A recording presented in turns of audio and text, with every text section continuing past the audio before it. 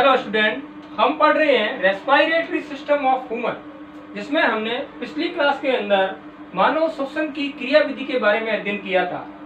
आज हम अध्ययन करेंगे श्वसन संबंधी आयतन के बारे में। तो आज का हमारा अध्ययन बिंदु है श्वसन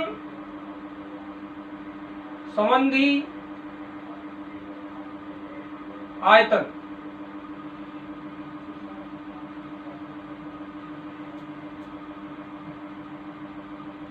वॉल्यूम ऑफ रिलेटेड रेस्पिरेशन।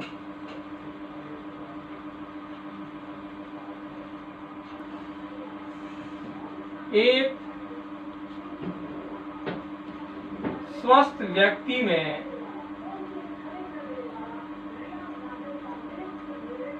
प्रति मिनट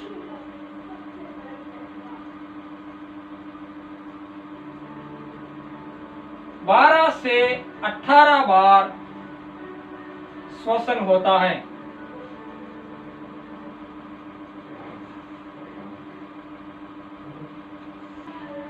एक बार श्वसन के अंदर एक बार निःश्वसन और उत्श्वसन दोनों क्रियाएं जो होती हैं वो एक बार श्वसन कहलाती है। यानी कि हम ये कह सकते हैं कि वायुमंडल से वायु जो फेफड़ों के अंदर ली जाती है और फेफड़ों से जो वायु वायुमंडल में निर्मुक्त की जाती है, ये दोनों क्रियाएं एक श्वसन कहलाती है।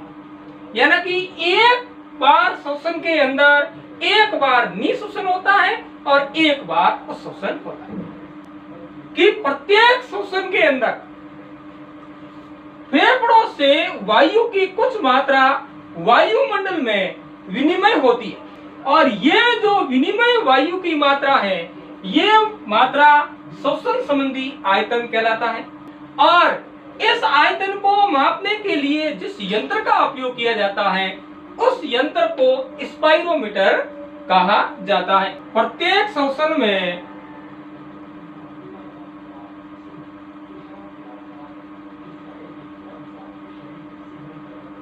फेफड़ों से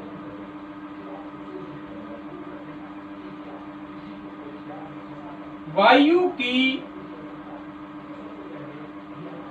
कुछ मात्रा वायुमंडल में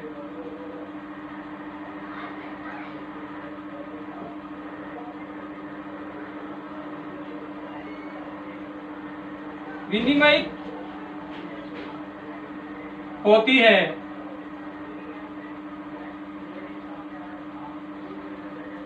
इस विनिमय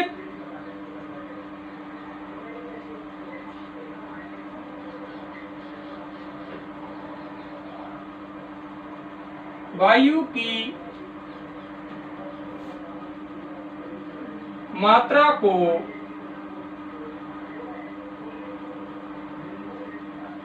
मापने के लिए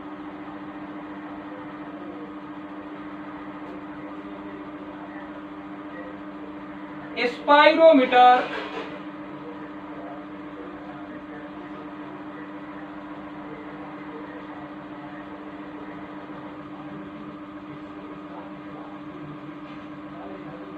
यंत्र का उपयोग किया जाता है।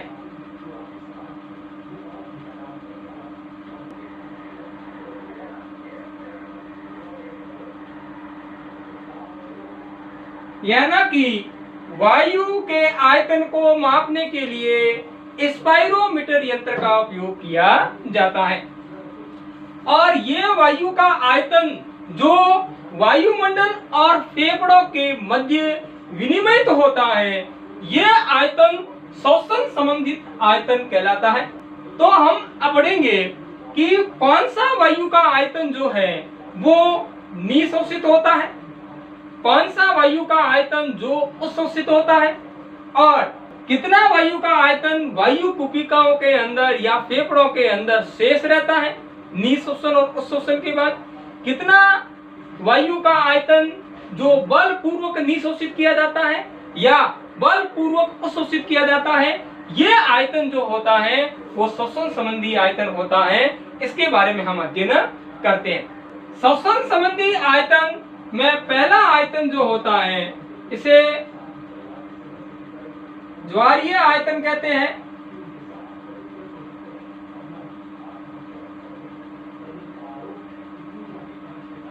टाइडल वॉल्यूम कहा जाता है। इसे शॉर्ट में टीवी कहा जाता है। क्या होता है ज्वारीय आयतन? कि सामान्य श्वसन के अंदर वायु की जो मात्रा वायुमंडल से फेफड़ों में ग्रहण की जाती है या फेफड़ों से वातावरण में निर्मुक्त की जाती है, वो वायु का आयतन ज्वारीय आयतन कहलाता है। यानी कि एक व्यक्ति एक बार सामान्य निःश्वसन के अंदर वायुमंडल से जो वायु फेफड़ों में ग्रहण करता है या सामान्य उच्छ्वसन के अंदर फेफड़ों से वायुमंडल में निर्मुक्त करता है, उस वायु के आयतन को ज्वारीय आयतन कहते हैं। और इस आयतन का मान 500 ml होता है। सामान्य रूप से निःश्वसित वायु जो होती है उस वायु का आयतन 500 ml होता है और सामान्य उच्छ्वसन के अंदर जो वायु बाहर निकाली जाती है उस वायु का आयतन भी 500 ml होता है। तो हम यह लिख सकते हैं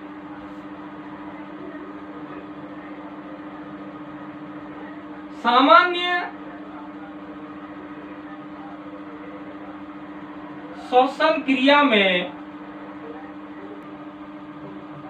एक निःश्वसन में निःश्वसन यानी इंस्पायरेशन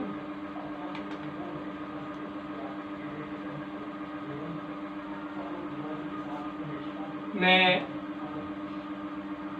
फेफड़ों में भरी वायु का आयतन या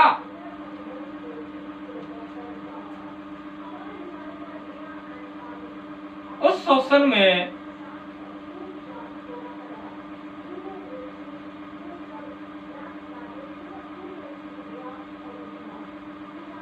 फेफड़ों से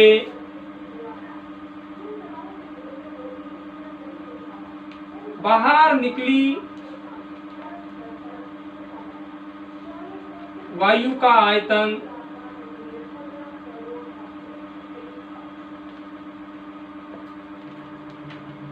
ज्वारीय आयतन कहलाता है।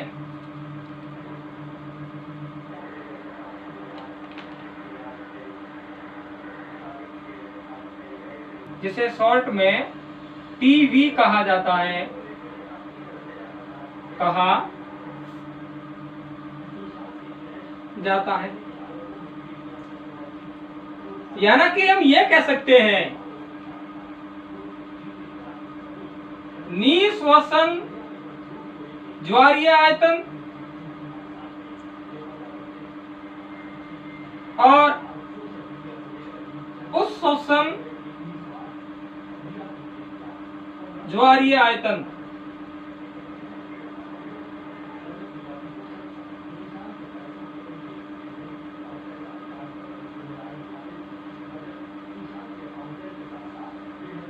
सामान्य जो वायु फेफड़ों में ग्रहण की जाती है या फेफड़ों में भरी जाती है उसे निःश्वसन ज्वारीय आयतन कहते हैं।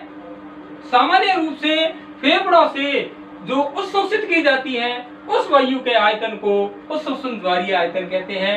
इन दोनों का मान 500 ml होता है। यानी कि निःश्वसन ज्वारीय आयतन का मान भी 500 ml होता है और उच्छ्वसन ज्वारीय आयतन का मान भी 500 ml होता है। यानी कि हम एक निःश्वसन के अंदर सामान्य क्रिया में 500 ml वायु है वो फेफड़ों में ग्रहण करते हैं और एक सामान्य उच्छ्वसन में 500 ml वायु जो है वो फेफड़ों से वायुमंडल में निर्मुक्त करते हैं। स्वस्थ व्यक्ति में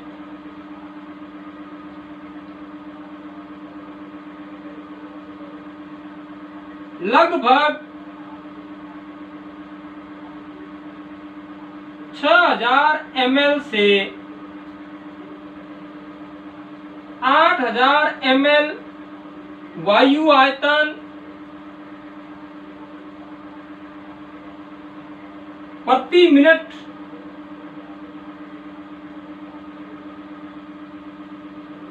की दर से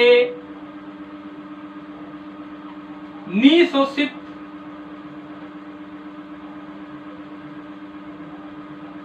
एवं उत्शोषित कर सकता है।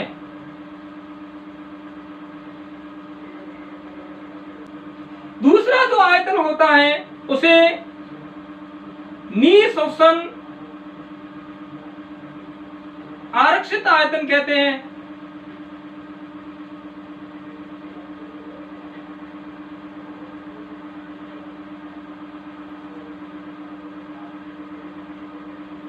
Inspiratory reserve volume, inspiratory reserve volume कहा जाता है या इसे IRV कहा जाता है।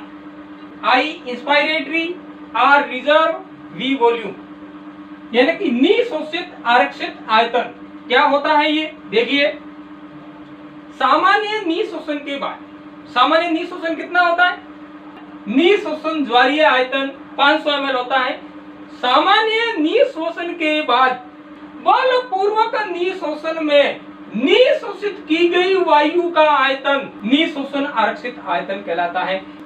यानी कि हम ये कह सकते हैं कि वायु आयतन की वह मात्रा जो एक व्यक्ति बलपूर्वक निशोषित कर सकता है, उस आयतन को निशोषण आरक्षित आयतन कहते हैं। और इसका मान जो होता है वो 2500 ml से 3000 ml होता है। यानी कि 500 ml के अतिरिक्त इतनी वायु बलपूर्वक निशोषित कर सकता है। एक स्वस्थ व्यक्ति जो होता है 500 ml वायु के बाद में 2500 ml से 3000 ml वायु बलपूर्वक निशोषित कर सकता है। वायु आयतन की वह अतिरिक्त मात्रा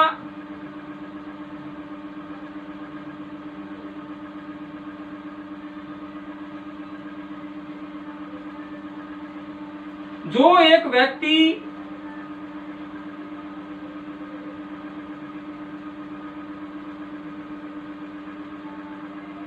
बलपूर्वक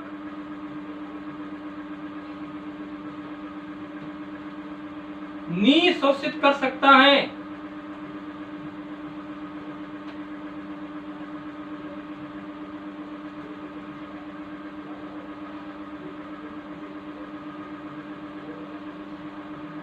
इसे निशोषण आरक्षित आयतन कहते हैं।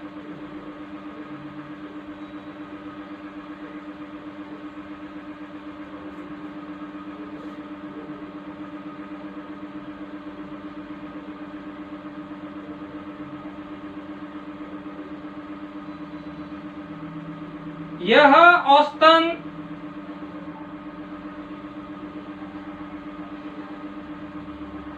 2500 ml से 3000 ml होता है।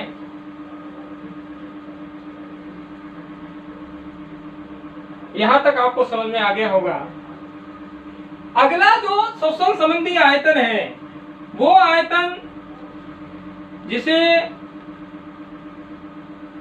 उस शोषण आरक्षित आयतन कहते हैं, यानी कि एक्सपायरेटरी रिजर्व वॉल्यूम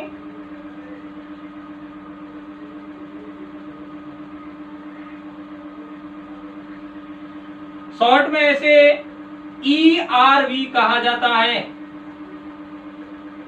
क्या होता है ERV? देखिए, सामान्य उस शोषण के बाद बलपूर्वक उस शोषण में उस शोषित की गई वायु का आयतन उस शोषण आरक्षित आयतन कहलाता है। यानी कि एक व्यक्ति सामान्य रूप से 500 ml वायु जो है वो शोषित करता है, उसके बाद में बलपूर्वक फेफड़ों से जो वायु का आयतन उत्सर्जित किया जाता है या वायुमंडल में निर्मुक्त किया जाता है, वो वायु का आयतन उस शोषण आरक्षित आयतन कहलाता है। यानी कि हम ये भी कह सकते हैं कि वायु आयतन की वह अतिरिक्त मात्रा जो एक व्यक्ति बलपूर्वक उत्सर्जित करता है, उस आयतन को उस शोषण आरक्षित आयतन कहा जाता है। वायु आयतन की वह अतिरिक्त मात्रा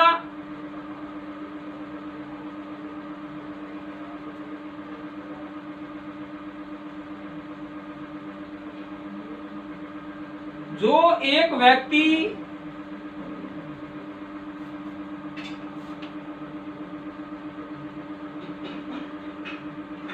बलपूर्वक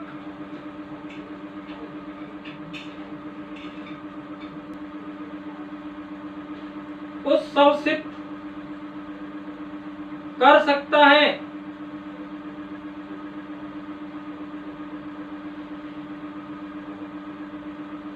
उसे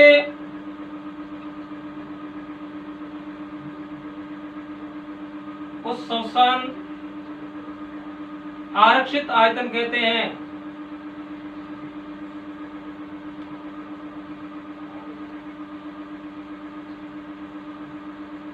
ERV कहते हैं। यह औसतन 1000 से 1100 ml होता है।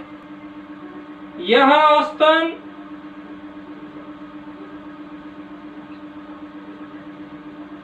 1000 ml से 1100 ml होता है। अगला शोषण संबंधी आयतन होता है 4 नंबर अवशिष्ट आयतन।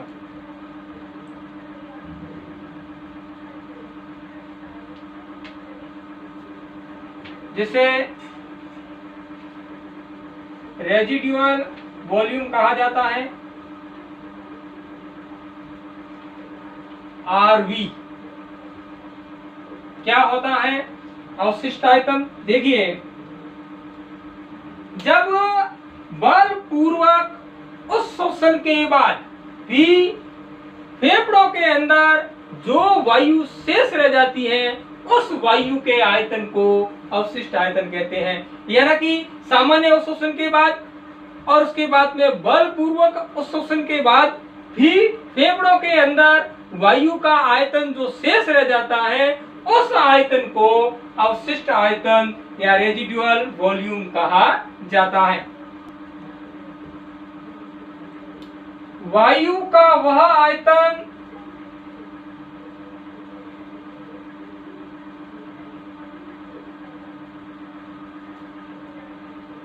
जो बलपूर्वक उस शोषण के बाद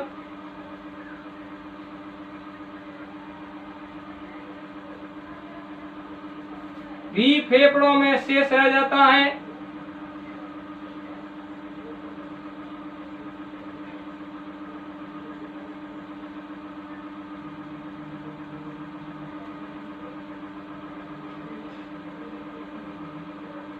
उसे अवशिष्ट आयतन कहते हैं।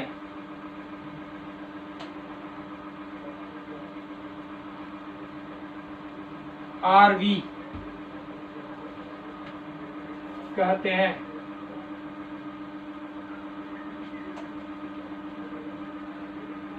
यह औसतन 1100 ml से 1200 ml होता है।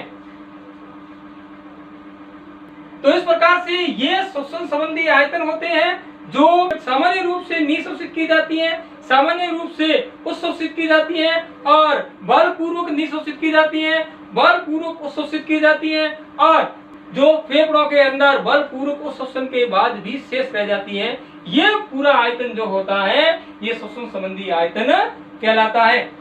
यानी कि ये जो श्वसन संबंधी आयतन जो होते हैं जो 4 प्रकार से होते हैं, यानी कि ज्वारीय आयतन, निःश्वसन आरक्षित आयतन, उच्छ्वसन आरक्षित आयतन और अवशिष्ट आयतन।